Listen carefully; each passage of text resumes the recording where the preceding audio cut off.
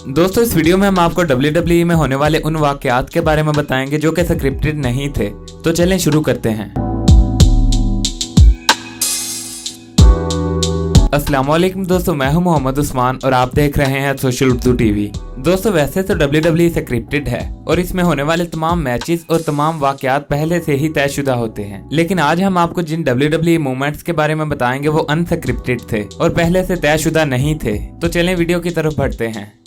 Number 5 दोस्तों ये बात है 2004 की, जब WWE रेसलर कर्ट एंगल ने डैनियल प्यूटर को चैलेंज कर दिया और जब मैच हुआ तो इस मैच के दौरान कर्ट एंगल ने डैनियल प्यूटर को डबल लेग टेकडाउन लगाया तो इस पर डैनियल प्यूटर एग्रेसिव हो गए और कर्ट एंगल को कमोरा लोक लगा दिया। दोस्तों डैनियल प्यूटर UFC बैकग्राउंड से हैं और यही वजह है कि इन्होंने खतरनाक तरीके से कमोरा लोक लगाया। अब कर्ट एंगल या तो टैप आउट करके मैच हार जाते और या उनका बाजू टूट जाता। हालांकि स्क्रिप्ट ये था कि कर्ट एंगल मैच जीतेंगे, मगर यहाँ तो सारा मामला उल्ट हो चुका था। लेकिन फिर जब रेफरीज ने देखा कि कर्ट एंगल तो हेल्पलेस पोजीशन में है तो उन्होंने 1 2 3 काउंट करके कर्ट एंगल को जितवा दिया। हालांकि डैनियल प्यूटर की बैक साइड नीचे नहीं लगी थी और इस तरह कर्ट एंगल एक खतरनाक इंजरी से भी बच गए। दोस्तों ये सारा मैच ऐसे प्लान नहीं किया गया था और यही वजह है कि इसके बाद WWE ने कभी भी डैनियल प्यूटर को मैच में नहीं उतारा।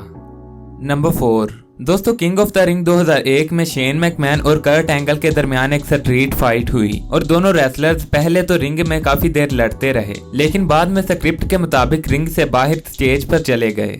दोस्तों वहां कर्ट एंगल ने शेन मैकमैन को सुप्लेक्स लगाकर एक शीशे को तोड़ना था, मगर जब इन्होंने सुप्लेक्स लगाया तो शीशा टूटा ही नहीं और फिर इन्होंने दोबारा सुप्लेक्स लगाया, लेकिन बदकिस्मती से इस बार भी शीशा नहीं टूटा, बल्कि शेन मैकमैन सर के बल बहुत बुरी तरह गिरे और आखिरकार तीसरी बार सुप्लेक्स लगाने पर शीशा टूट गया। दोस्तों इन्होंने मैच खत्म होने के बाद बताया कि ये एक अनस्क्रिप्टेड मूवमेंट था और हमें सिर्फ एक बार ही सुप्लेक्स लगाना था, लेकिन वो ग्लास टूट ही नहीं रहा था। दोस्तों इनका कहना था कि हम पहले से ही बहुत थक चुके थे और ऊपर से वो ग्लास भी नहीं टूट रहा था और इसी वजह से हमें 3 बार सुप्लेक्स लगाना पड़ा।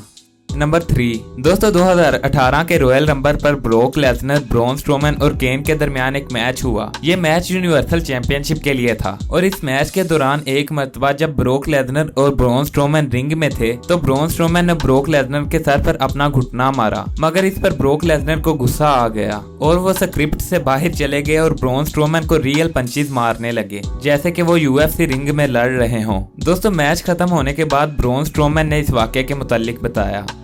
नंबर 2 दोस्तों ये बात है 2005 के रॉयल रंबल मैच की, जब एंड पर जॉन सीना और बैटिस्टा रह गए और स्क्रिप्ट के मुताबिक बैटिस्टा ने जॉन सीना को बाहर निकाल कर मैच जीतना था, मगर जब बैटिस्टा जॉन सीना को पावर बॉम्ब लगाने लगे तो गलती से दोनों रेसलर्स ही बाहर गिर गए और इस पर कुछ रेफरीज कहने लगे कि जॉन सीना जीते हैं और कुछ रेफरीज कहने लगे कि बैटिस्टा विनर हैं। लेकिन फिर विंस मैकमैन वहां आए और उन्होंने मैच को रीस्टार्ट करवाया और बैटिस्टा ने जॉन सीना को बाहर निकाल कर मैच जीत लिया। ये एक अनस्क्रिप्टेड मूवमेंट था, लेकिन इसकी वजह से रॉयल रंबल मैच का मजा दुगना हो गया।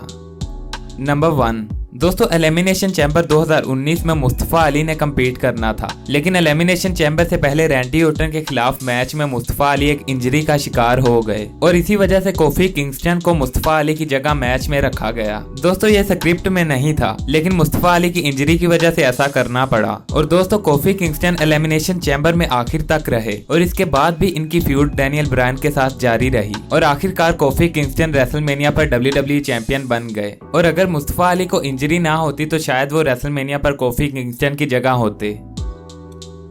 दोस्तों ऐसी मज़ीद वीडियोस के लिए हमारे चैनल को सब्सक्राइब करें। अगर आपको वीडियो पसंद आई तो इसे लाइक करें और कमेंट सेक्शन में अपनी राय का इजहार भी करें।